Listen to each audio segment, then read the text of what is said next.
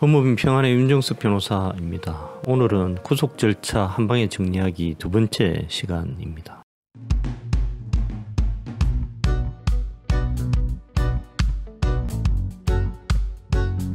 오늘은 크게 세 가지에 관해서 설명을 드리겠습니다. 첫 번째는 구속이 되지 않으려면 어떻게 해야 되는지, 두 번째는 영장실질심사 절차가 어떻게 되는지, 세 번째는 구속 적부심에 관해서 설명을 드리도록 하겠습니다. 우선 구속이 되지 않으려면 어떻게 해야 되는지에 관해서 9가지 카테고리로 설명을 드리도록 하겠습니다. 여러분, 구속기간이 얼마인지 아십니까?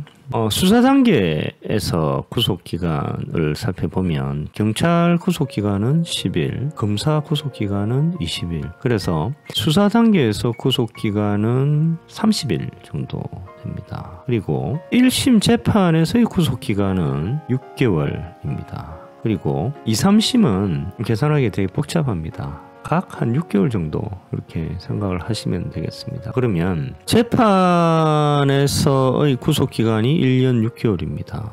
그리고 수사 단계에서의 구속기간이 1개월. 그러면 우리나라 법제상 최대 1년 7개월까지 구속이 될 수 있습니다. 예전에 말씀드렸다시피 구속이라는 거하고 유무죄라는 것은 직접적인 관계가 없거든요. 1년 7개월 구속이 됐다가 결국은 무죄 확정 판결이 될 수도 있습니다. 제가 전에 무죄인 사람이 무죄 판결을 받아야 되는 이유에서 설명드린 바와 같이 1년 7개월 이상 이렇게 구속이 되면 거의 직장을 잃는다고 볼 수 있습니다. 그러면 가정도 파산이 날 수 있거든요. 그런데 이렇게 1년 7개월 이상 구속이 되었다가 무죄 확정 판결이 된다 하더라도 거의 실질적인 보상을 받지 못합니다. 임금 몇 배에 해당하는 금액을 한다 하더라도 자기 직장 잃고 가정 파탄 나고 사람이 완전히 피폐해져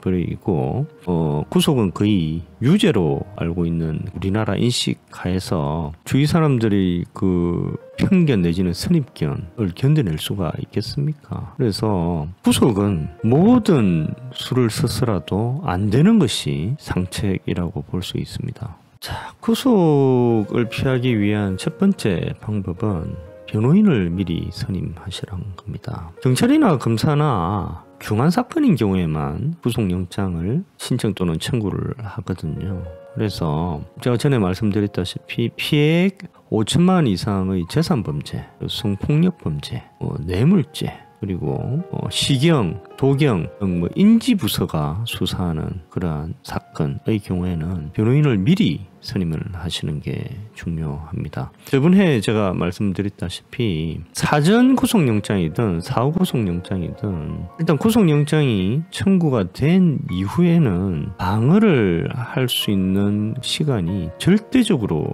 불가능합니다. 그것이 2019년 현재 우리나라 구속영장 발부율이 81.1%나 되는 이유입니다. 그래서 구속을 막기 위해서는 중대범죄의 경우에는 미리 변호사를 선임을 해서 미리 구속을 대비하는 것이 좋습니다. 방어하기 위한 여러 증거를 확보를 하고 법리를 개발을 하고 피해자와 충분한 면담을 통해서 앞으로 어떤 식으로 사실관계에 대해서 진술을 할 것인지 논의를 한 상황에서 일관된 진술을 미리 하시는 것이 필요합니다. 두 번째로 진실의 힘을 믿어야 됩니다. 아까 말씀드린 대로 구속영장 청구 단계에서는 구속에 대비할 시간이 절대적으로 부족하므로 진실의 힘이 아주 중요합니다. 경찰 검사가 수만 페이지 증거를 확보했다 하더라도 그것이 진실에 부합하지 않으면 영장실질심사에서의 피의자의 단 한마디의 진실된 진술로 구속영장이 기각되는 경우도 있습니다. 그래서 진실의 힘에 대한 믿음이 무엇보다도 중요합니다. 이것을 뒤집어서 이야기를 하면 수사 단계에서 변호인과 충분한 논의를 통해서 진실을 일관되게 이야기하는 것이 아주 중요합니다. 그리고 구속을 피하기 위한 세 번째 방법은 주작 및 입증을 압축적 그리고 효율적으로 해야 됩니다. 재판의 경우에는 수개월 내지는 심지어는 뭐 몇 년 동안 열리는 경우도 많거든요. 그러니까 판사님이 아주 오랜 기간 재판을 하기 때문에 기록을 찬찬히 읽고 세세한 부분까지 검토할 시간이 있습니다. 그런데 영장실질심사는 단 하루에 끝나버려요. 그렇다면 의견서를 제출을 할 때에도 아주 압축적으로 그리고 효율적인 방법으로 판사를 설득할 수 있는 그런 의견서를 제출을 해야 됩니다. 구속을 피하기 위한 네 번째 방법은 정보 공개를 통해서 피해자 신문 조서를 미리 확보할 필요가 있습니다. 구속영장을 청구할 정도로 중한 사안의 경우에는 일반적으로 구속영장 청구 전에 피해자 신문을 두세 번 정도 합니다. 그럼 피해자 신문이 끝날 때마다 그때그때 정보 공개를 통해서 피해자 신문 조서를 확보할 필요가 있습니다. 근데 보통 정보 공개를 통해서 피해자 신문 조서를 확보하는데 7일 내지 한 10일 정도 걸리거든요. 근데 구속영장 청구 후에는 피해자 신문 조서를 확보하는 것이 불가능하다고 볼 수 있습니다. 그러면 피해자 신문 조서의 확보가 왜 중요하냐? 두 가지 이유 때문입니다. 첫 번째는 피해자 신문 조서에 기재된 피의자의 진술과 영장 실질심사 당시의 그 피해자의 그 진술이 일관될 필요가 있기 때문입니다. 피해자 신문조서에 기재된 피해자의 진술 그리고 영장실질심사 당시의 피해자의 진술이 일관되기 위해서는 당연히 피해자 신문조서에 피해자의 진술이 어떻게 기재됐는지를 알아야 되지 않겠습니까? 그리고 두 번째로 피해자 신문조서의 확보가 중요한 이유는 피해자 신문조서를 보면 경찰 검사가 가지고 있는 증거를 알 수가 있기 때문입니다. 일반적으로 경찰 또는 검사는 피해자 신문 시에 자신들이 가지고 있는 증거를 제시를 하면서 피해자를 추궁하게 돼 있거든요.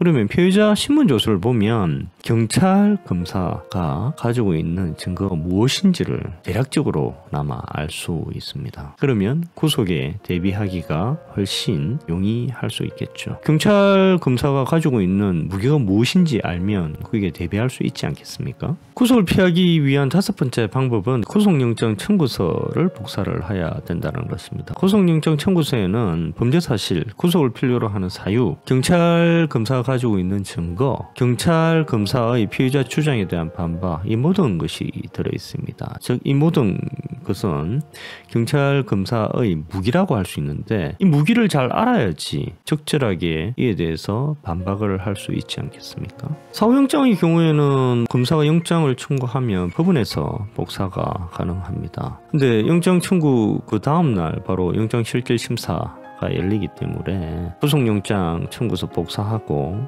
이에 반박할 수 있는 시간은 거의 한 10시간도 안 된다고 볼 수 있습니다. 사전영장의 경우에도 검사가 구속영장을 청구를 하면 법원에서 복사가 가능합니다. 일반적으로 영장실질심사 2-3일 전에 구속영장 청구서 복사가 가능합니다. 그리고 전에 말씀드렸다시피 2-3일이라는 기간도 구속을 방어하기 위해서는 절대적으로 부족한 시간이라고 볼 수 있습니다. 구속을 막는 여섯 번째 방법은 사후영장에 있어 체포절차의 위법성을 주장하는 것입니다. 사전영장의 경우에는 판사가 발부한 구인장을 집행을 하는 것이기 때문에 구인장 집행 단계에서의 위법성은 거의 없다고 볼 수 있습니다. 그런데 사후영장의 경우에는 체포영장으로 인한 체포, 현행범 체포, 긴급체포 과정에서 위법한 체포가 있을 수 있습니다. 예를 들어서 체포 당시에 미란다 원칙을 고질하지 않았다든지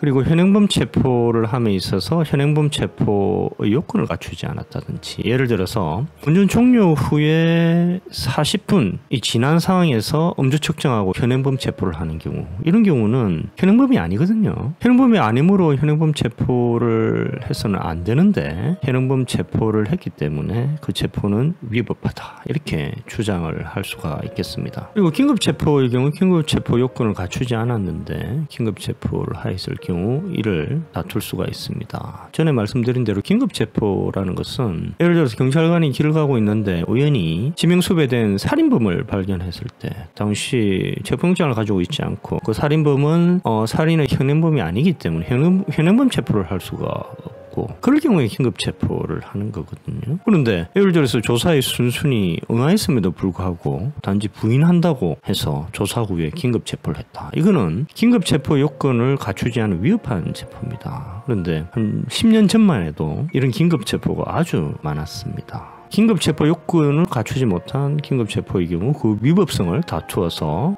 석방이 되는 경우가 가끔씩 있습니다. 7번째로 피의 사실을 자백하는 경우, 어떠한 경우에 구속을 피할 수 있는지에 관해서 설명드리겠습니다. 예를 들어서 사기, 절도, 강간 등의 경우에는 신속하게 피해자와 합의를 하면 구속을 피할 수가 있습니다. 제 경험으로 이전에 그 강도 상해죄 그리고 보이스피싱 절도 사건의 경우에 구속영장 청구 후에 피해자와 긴급히 접촉을 해서 합의를 함으로써 구속영장을 기각시킨 사례가 있습니다. 그리고 재산범죄, 예를 들면 사기죄 같은 경우에는 잘 생각해 보면 구속이 되어버리면 더 이상 경제생활이 힘들잖아요. 그러면 피해자와 합의를 하려고 해도 재력이 없어서 합의를 할 수가 없습니다.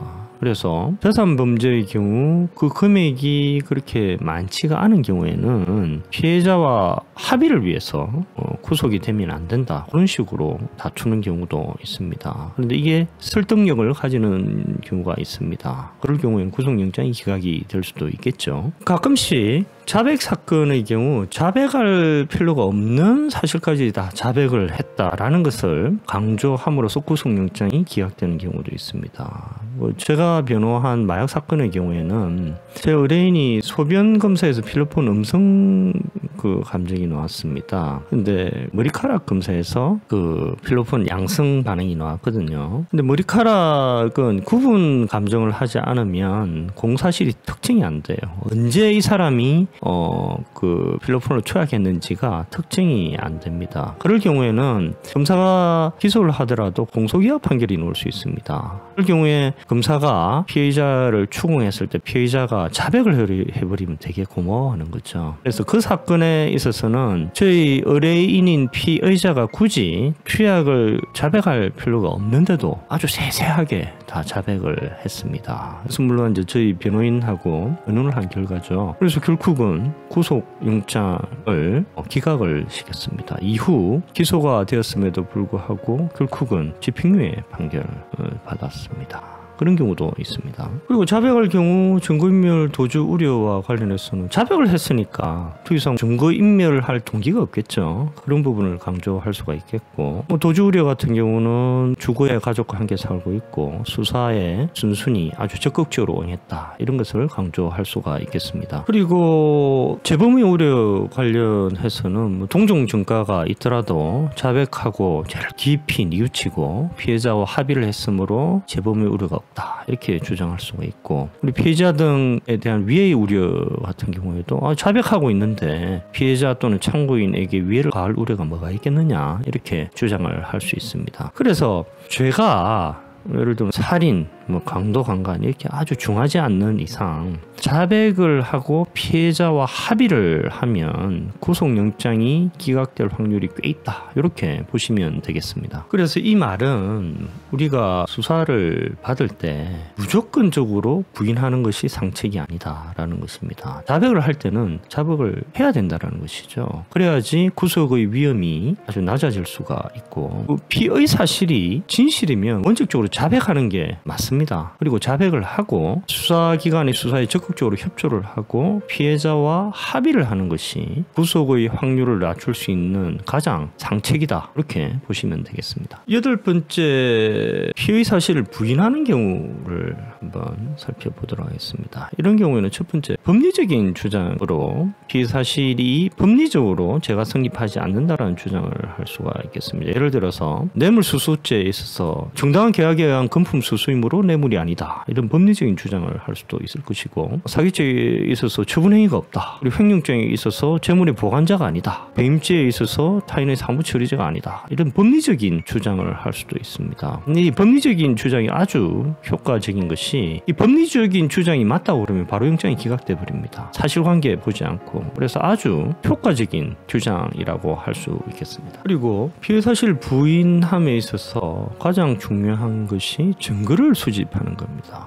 뭐 예를 들어서 계약서라든지 계좌 내역, 그리고 CCTV, 카톡 대화, 녹음 파일, 사실 확인서 등 아주 객관적인 증거를 확보하는 것이 필요합니다. 특히 인증, 즉 사실 확인서나 녹음 파일을 확보함에 있어서는 전에 제가 말씀드린 대로 주의하셔야 될 것이 이렇게 좀 진술해달라 이렇게 말씀을 하시면 절대로 안 되고, 이렇게 부탁을 하시면 증거인멸의 하나의 징표가 될 수가 있습니다. 그렇게 하시면 안 되고 사실대로 이야기를 좀 해달라 이렇게 부탁을 하시고 녹음 파일을 확보를 하든지 아니면 사실 확인서 등을 확보하는 것이 아주 중요하다고 볼 수 있습니다. 증거인멸 우려 관련해서는 부인을 하지만 수사기관이 이미 압수수색 등으로 증거를 확보를 했고 많은 참고인들로부터 피해 사실과 관련된 증거를 확보를 했으므로 더 이상 증거인멸의 우려가 없다 이렇게 주장하실 수가 있겠습니다. 그리고 제가 전에 누누이 말씀드렸다시피 수사 개시 후에 핸드폰을 교체한다든지 PC를 포맷한다든지 아니면 관련 장부를 파기한다든지 이런 행위를 절대로 하시면 안 됩니다. 이게 바로 구속사안이 되어버리고요. 타인으로 하여금 이렇게 증거를 인멸하게 한 경우에는 증거인멸 교사라는 추가적인 죄책을 지게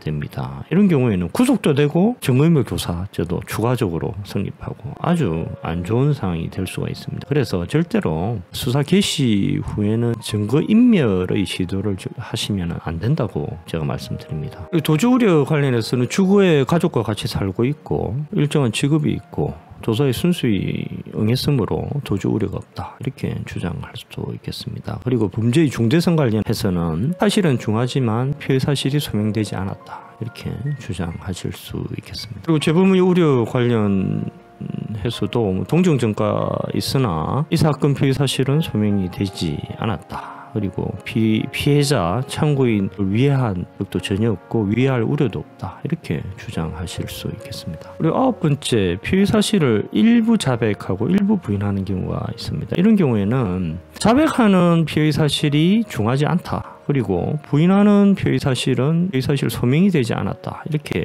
주장할 수 있고, 증거인멸 관련해서는 자백할 부분은 자백하고 있고 피해 사실이 성립하지 않는 부분에 대해서는 부인을 하고 있다. 증거인멸 시도 전혀 하지 않았다. 그래서 증거인멸 우려가 없고 수사기관에도 압수수색이나 참고인 진술을 다 확보했는데 무슨 증거인멸 우려가 있겠는가 이렇게 역시 주장할 수 있겠습니다. 그리고 역시 도주 우려 같은 경우에도 주거지의 가족과 함께 살고 있고 일정한 직업이 있고 조사에 순순히 항상 응해왔다. 그래서 도주의 우려도 없다 이렇게 주장하실 수 있겠습니다. 다음으로 영장실질심사의 절차에 관해서 설명을 드리도록 하겠습니다. 여러분, 그 영장 담당 판사가 누가 하는지 아십니까?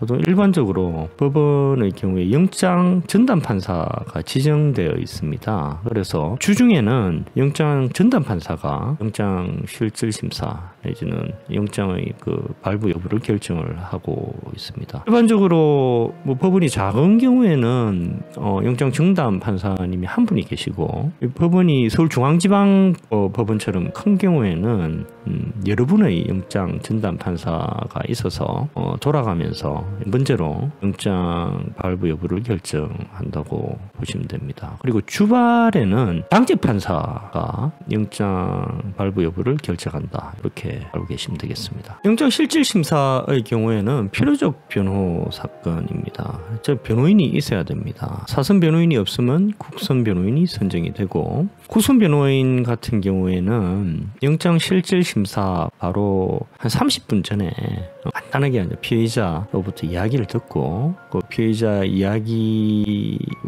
구속영장 청구서를 보고 변론을 하게 되겠습니다. 각 법원마다 영장 실질심사 법정이 따로 있습니다. 근데 그 법정에서는 거의 하루 종일 영장 실질심사가 열린다고 보시면 되고, 그 법정에서 영장 실질심사 받는 피해자들은 여러 명이 받습니다. 시간이 딱딱 정해져 있어가지고, 그래서 일반적으로 실질심사에는 경우에는 한 2-30분 정도 소요가 된다 이렇게 보시면 되고, 그런데 중요 사건의 경우에는 뭐 5시간 이상 소요되는 경우도 있습니다. 언론에 나는 그런 중요 사건이 있지 않습니까? 그런 경우에 5시간 이상 소요되는 경우가 있고, 그리고 영장실질심사는 비공개입니다. 피의자 변호인 그리고 검사, 경찰 외에는 원칙적으로 참석이 불가능합니다. 가족의 경우에도 참석이 안 됩니다. 영장실질심사 법정을 보면 판사님이 법대에 앉아 계시고, 판사님 오른쪽에 검사가 앉게 되고 왼쪽에 변호인이 앉게 됩니다. 그리고 판사님 맞은편에 피의자가 앉게 됩니다. 검사는 뭐 출석을 하는 경우도 있고 안 하는 경우도 있습니다. 사건이 중요하거나 아니면 검사가 직접 수사를 한 사건인 경우에는 검사가 출석을 합니다.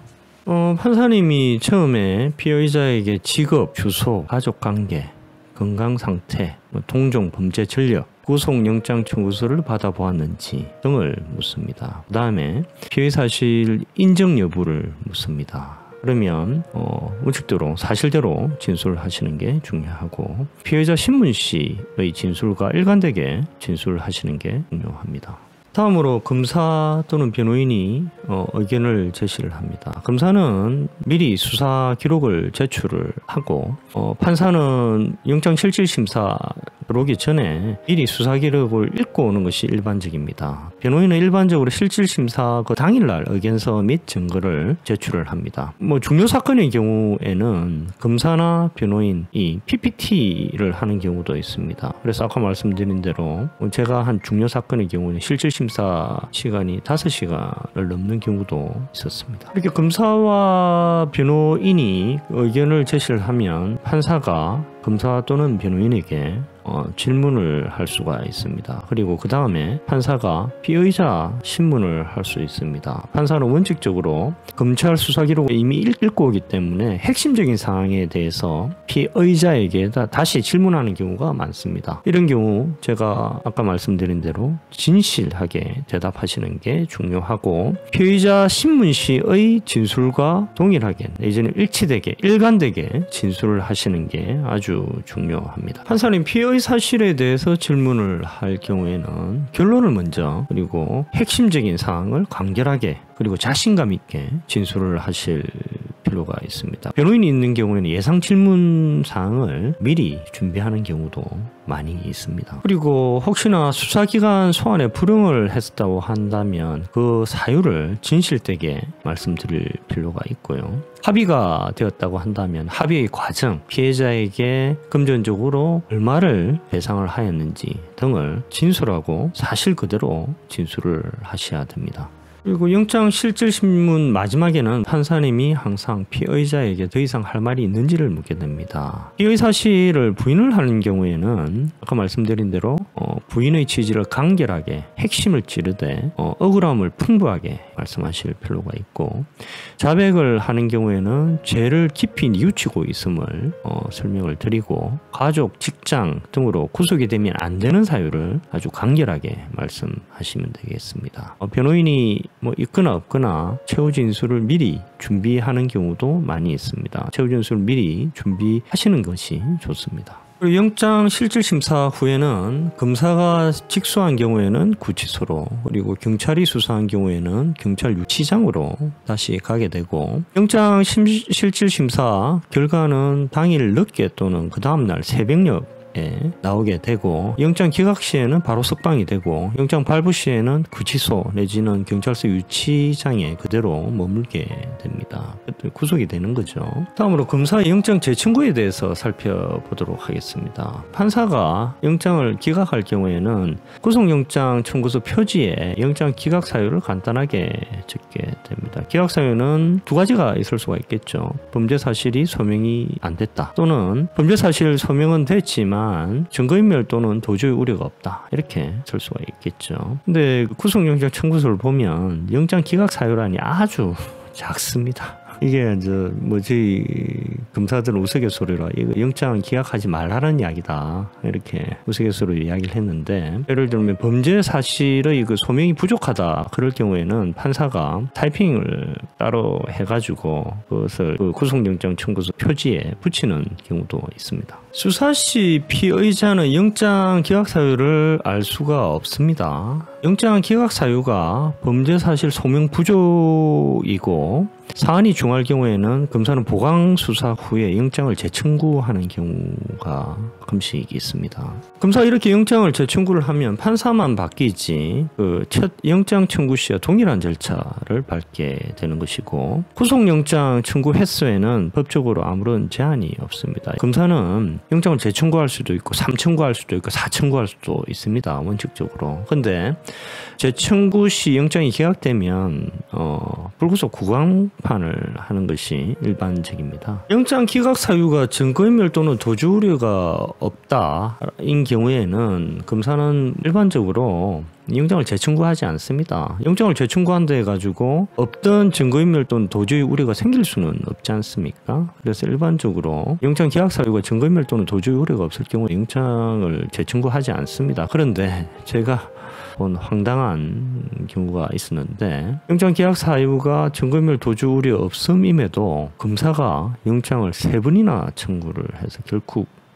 발부가 되고, 근데 그분이 결국 기소가 됐는데 전부 무죄가 난 사안이 있었습니다. 참으로 황당한 사안이죠. 다음으로 구속 적부심에 대해서 살펴보도록 하겠습니다. 구속 적부심이라는 것은 말 그대로 피의자가 구속이 되었을 때 그 구속된 것이 과연 적법하냐를 다시 살펴보는 절차라고 볼 수 있습니다. 구속 적부심은 구속 이후 기소 전에 신청을 할 수가 있습니다. 기소 후에는 보석 청구라고 하죠. 그게 구속 적부심하고 보석 청구가 구별되는 겁니다. 구속 후 기소 전에는 구속 적부심이고 기소 후에는 보석 청구가 되는 것입니다. 그래서 구속 기간이라는 게 있지 않습니까? 경찰은 10일, 검사는 연장을 했을 경우에는 최대 20일까지 구속을 할 수 있는데, 구속 후에 구속 적부심이 청구가 되면 수사 기록이 법원에 송부되고 구속 적부심 끝나고 나서 다시 수사 기관으로 수사 기록이 돌아올 때까지 기간은 구속 기간에서 빠집니다. 구속 적부심을 청구를 하면 판사는 3분이 되겠어요.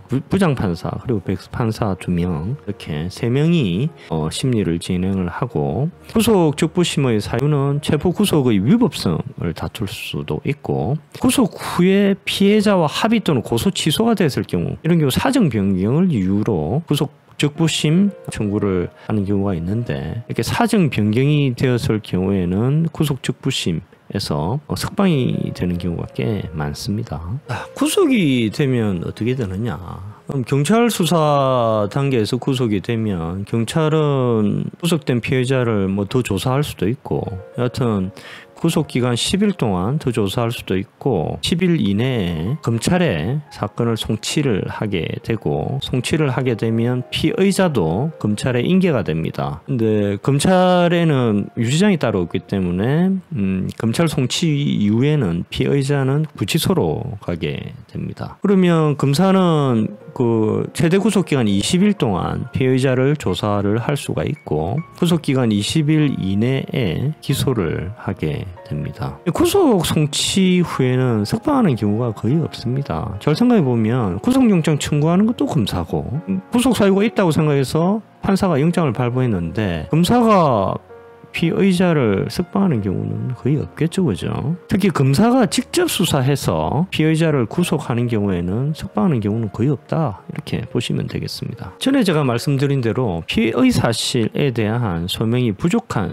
상황, 즉 유죄의 증거가 많지 않은 그런 상황에서 가끔 구속이 되어 오는 경우가 있습니다. 그래서 경찰 수사 후에 이게 송치가 되면 그걸 배당받은 검사는 20일 동안 유죄 증거 찾기 위해서 떡을 칩니다. 이렇게 20일 동안 만사 제쳐놓고 유죄 증거를 찾기 위해서 노력을 했음에도 불구하고 유죄 증거를 찾지 못한다. 그런 경우에는 구속 취소를 하고 석방을 하는 경우가 가끔씩 있습니다. 자, 오늘 이 정도로 하겠습니다. 감사합니다.